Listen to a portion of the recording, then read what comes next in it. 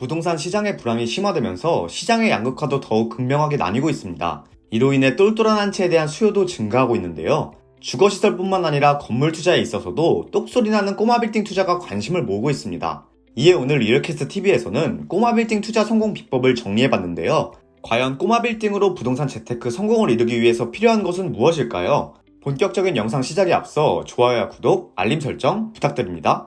작년과 달리 올해는 금리 인상과 부동산 규제가 심해져 부동산 시장이 하락세를 보이고 있습니다. 아파트에 투자해서는 수익을 보기 힘든 상황인데요. 이런 상황이 지속되자 빌딩 투자에 대한 관심이 집중되고 있습니다. 빌딩 투자로 큰 수익을 냈다는 연예인들 기사도 심심치 않게 등장하고 있는데요. 가수 서태지는 20년 동안 보유했던 건물을 387억 원에 매각해 300억 원의 차익을 남겼다는 기사가 떠 화제를 모으기도 했습니다. 이러한 빌딩 투자 수익은 아파트나 빌라 같은 주거시설보다 높아 더욱 눈길을 끕니다. 하지만 빌딩 투자에는 많은 투자금이 들어가니 섣부른 결정을 할 수 없는데요. 요즘에는 꼭 그렇지도 않습니다. 특히 꼬마 빌딩은 10억 원대로도 매입이 가능해 최근 많은 이들이 꼬마 빌딩 투자에 도전하고 있는데요. 그렇다면 성공적인 투자를 할 수 있는 꼬마 빌딩의 조건은 무엇일까요? 꼬마 빌딩의 가격대는 작년 부동산 시장 호황 때 절정이었습니다. 작년에 비해 올해 꼬마 빌딩의 가격대도 낮아진 모습인데요. 또한 거래량도 전년 대비 올해 줄어들었습니다. 한국부동산원 자료에 따르면 전국 건물 매매 거래는 최근 총 81,733건을 기록했는데요. 이는 지난해 5월 대비 30.4% 하락한 수치입니다. 하지만 엔데믹 시대가 열리자 강남과 홍대, 이태원 등의 건물 매매 거래가 다시금 살아나고 있습니다. 강남구는 올해 1월 건물 매매 거래량이 총 559건이었지만 지난 5월 858건으로 늘어났습니다. 코로나 상황이 정리되자 상업시설도 살아나면서 건물 매매 거래도 활발해지고 있는 것이죠. 이런 분위기는 꼬마 빌딩 투자에 대한 수요 증가에도 영향을 미치고 있습니다. 집에 투자하기보다 건물에 투자해 부동산 재테크 수익을 얻으려는 이들이 증가하고 있는데요. 엔데믹 시대로 인해 서울의 주요 상업지구가 있는 지역구에 대한 관심이 남다릅니다. 강남과 홍대, 이태원, 성수 등이 바로 그 주인공인데요. 상업시설은 침체를 겪었지만 이 지역들은 다시 활기를 되찾고 있기 때문에 눈여겨보시는 것이 좋습니다. 지역에 대해 살펴봤다면 그 다음으로는 유동인구의 연령대를 살펴봐야 합니다. 2030 세대 여성이 많으면 상권이 잘 형성됐다고 볼 수 있습니다. 아무래도 핫플레이스에 대한 관심이 높은 연령대는 2030 세대 여성이기 때문이죠. 그러니 투자하려는 빌딩의 유동인구 연령대를 미리 알아봐야 합니다. 지금까지는 수익을 기대할 수 있는 꼬마 빌딩의 조건을 봤는데요. 그렇다면 꼬마 빌딩 투자에 필요한 자본은 얼마가 필요할까요?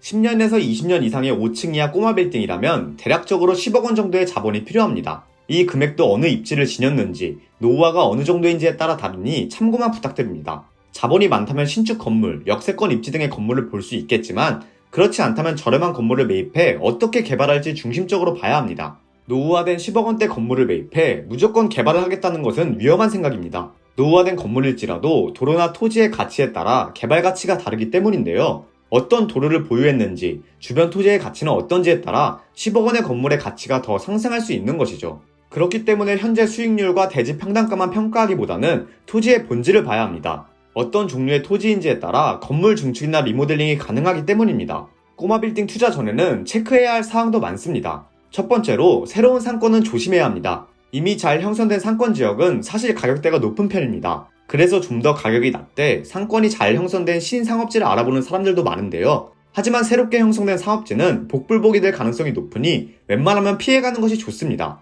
두 번째로 임대 수익률만 보고 투자를 결정하시면 안 됩니다. 임대 수익은 사실 세금을 떼고 여러 공과금을 떼면 남는다고 보긴 어렵습니다. 건물 투자 수익은 매각을 통해 실현할 수 있는데요. 앞서 언급한 것처럼 연예인들의 건물 매각 기사만 봐도 건물을 매각하여 얻는 수익이 임대 수익보다 훨씬 높죠. 그러니 임대 수익만 보고 투자를 결정하기보다 건물의 입지, 토지가 지닌 가치 등을 보고 결정하시는 것을 추천드립니다. 마지막으로 투자 전에는 직접 해당 지역에 가보고 또 같은 지역에 있는 여러 빌딩의 리모델링 상황, 매매가 등의 정보를 주기적으로 체크해봐야 합니다. 빌딩 투자 전부터 여러 정보를 보고 미리 공부한 뒤에 투자를 해야 실패 확률을 줄일 수 있겠죠. 지금까지 꼬마 빌딩 투자 성공 비법을 살펴봤는데요. 아파트나 빌라 같은 주거시설 투자와 달리 빌딩 투자를 어렵게 느끼는 이들이 많습니다. 그러나 빌딩 투자에 대해서도 다양한 정보를 체크하고 알면 꼭 어렵게만 보이지 않는데요. 오늘의 영상을 통해 성공적인 부동산 재테크에 도전하시기를 바라며 이만 마치겠습니다. 오늘 영상이 도움되셨다면 좋아요와 구독, 알림 설정 부탁드립니다.